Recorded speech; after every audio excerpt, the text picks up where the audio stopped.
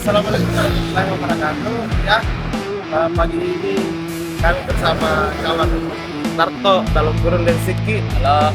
Bersama kawan kita juga Udin. Kalau kita kameramen bagaimana? Bersama Andi Dia. Ya, pagi ini kita melakukan suatu perjalanan studi tour ke Rambang-Rambang Kars. Ini deh, ada kayak nyaru.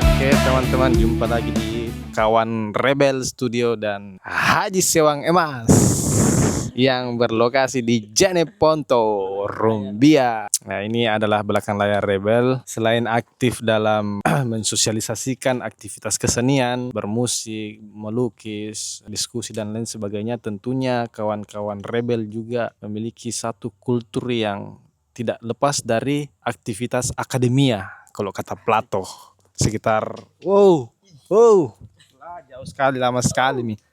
Pokoknya pada intinya lama mi. Nah, kurang lebih seperti itu. Ini teman-teman kita berada di Istana Karts. Itu dia.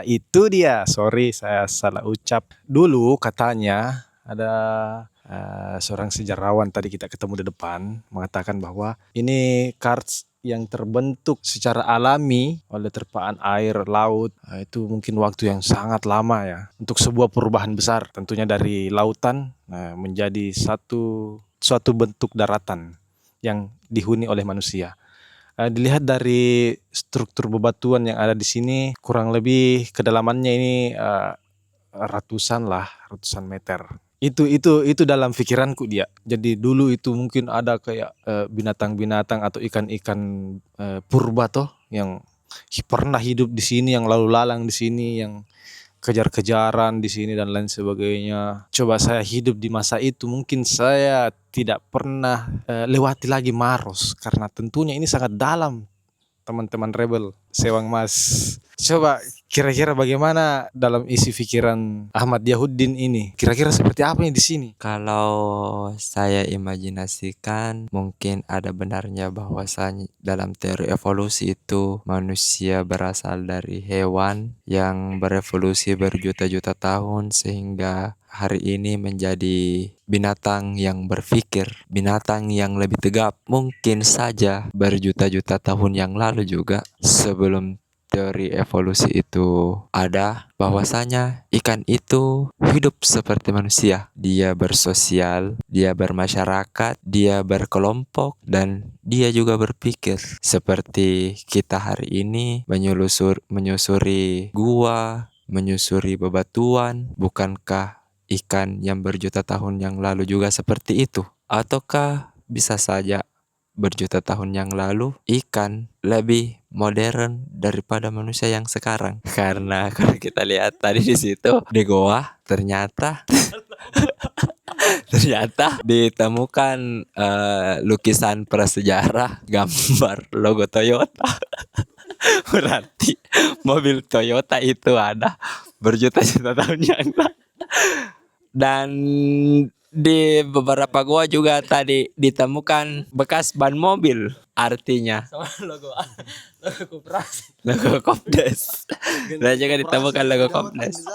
Jangan sampai sebelum pemerintah merancang program koperasi desa, ternyata program tersebut sudah lama diimajinasikan oleh ikan-ikan berjuta-juta tahun yang lalu. Itu saya lihat upaya pemerintah untuk menjaga pemikiran ikan-ikan terdahulu.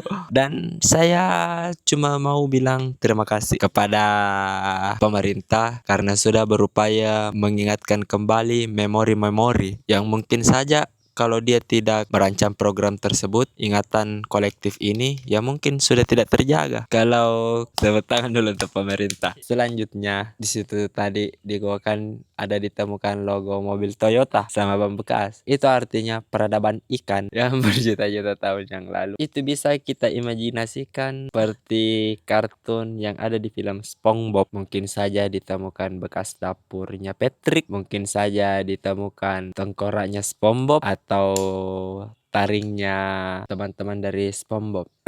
Mungkin itu saja gambaran yang tidak sama sekali menggambarkan apapun. Tunggu dulu dia. Ini imajinasiku. Ini kayak Bikini Bottom dulu dia. Kayak Bikini Bottom. Ada tempat penjualannya Krabby Patty kemarin yang ditemukan di sana, ada tulang belulang ikan. Terus ternyata toh tidak menutup fakta teman-teman bahwa Jepang hari ini maju itu karena Kabupaten Maros, karena ditemukan logo Toyota dan ban mobil, dan itu diadopsi oleh negara Jepang yang menjadi negara paling maju di Asia saat ini. Itu bukan cocologi ini teman-teman, tapi ini fakta di antara kita bertiga. Alam kita di sini di Maros senantiasa lestari, orang-orangnya baik. Saya ingin semoga orang-orang yang berniat baik kepada kelestarian, menjaga kultur alam di sini itu tidak memperlakukan tangan-tangan penjahat secara baik pula. Apa ini? Ternyata bukan cuma logo AMBG yang ditemukan, ternyata ada juga ompreng, Pak. Bekas dapur. Aduh.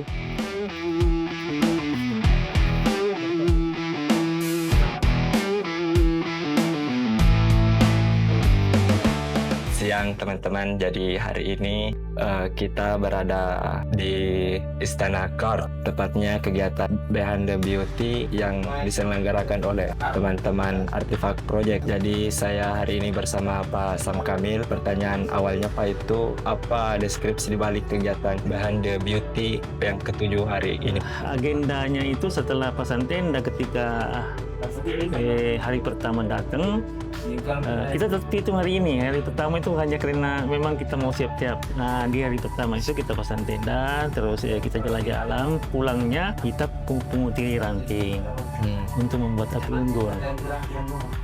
Ya, jadi tidak menebang apa, kita ambil yang memang sudah jatuh sebisanya, seadanya. Nah, disitulah kita bikin unggun.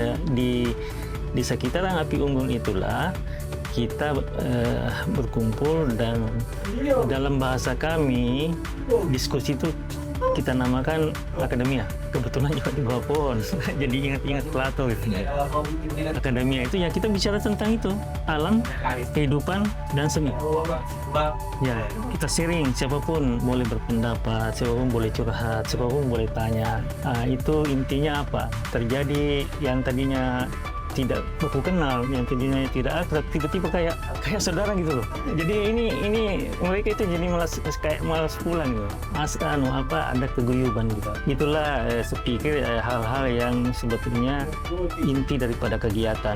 Karena kondisi sekarang itu banyak kegiatan-kegiatan yang tidak lagi berdasarkan keluarga, atau di Jawa itu namanya paguyuban gitu. Yang memang gotong royong dan intinya keakraban gitu. Karena hari ini ya kan, setelah itu kita memang intinya melukis on the spot dari jam 9 tadi pagi sampai tadi siang, saatnya sholat duhur, makan siang.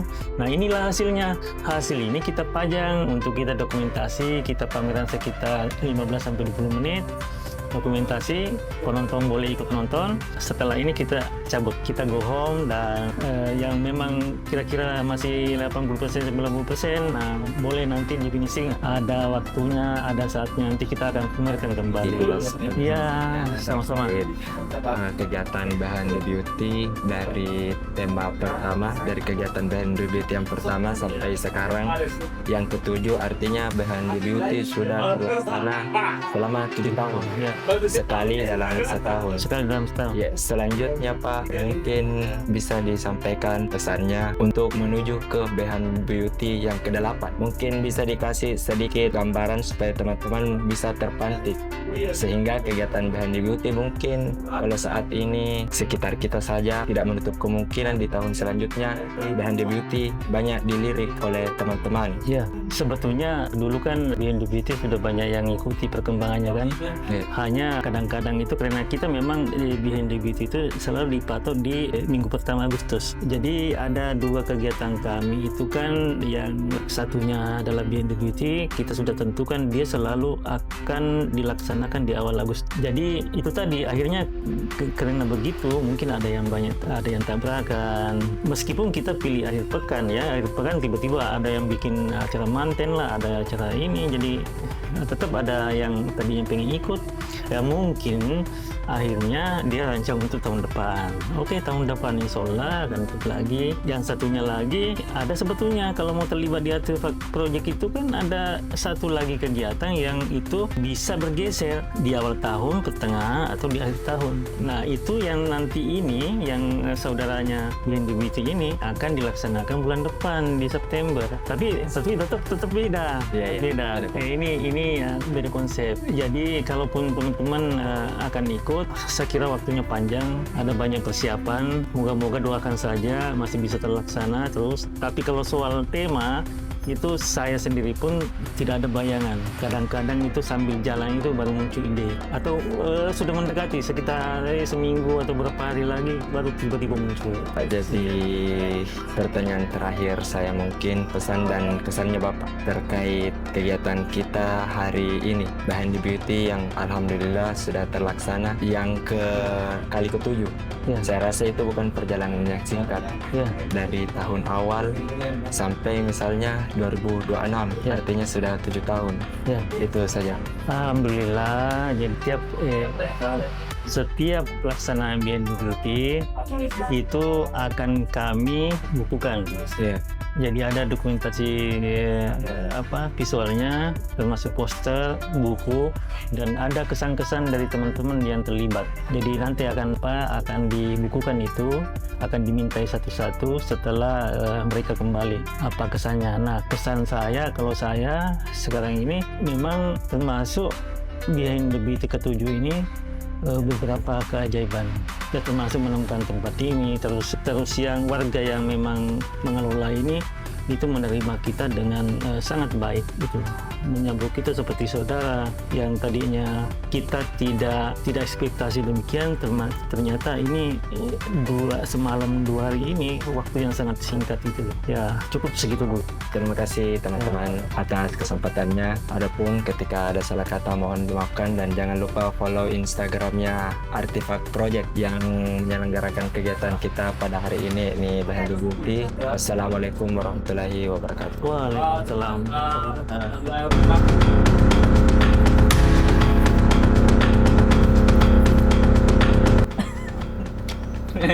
Gimana kamu pergi cari kalian? Gimana kalian tak?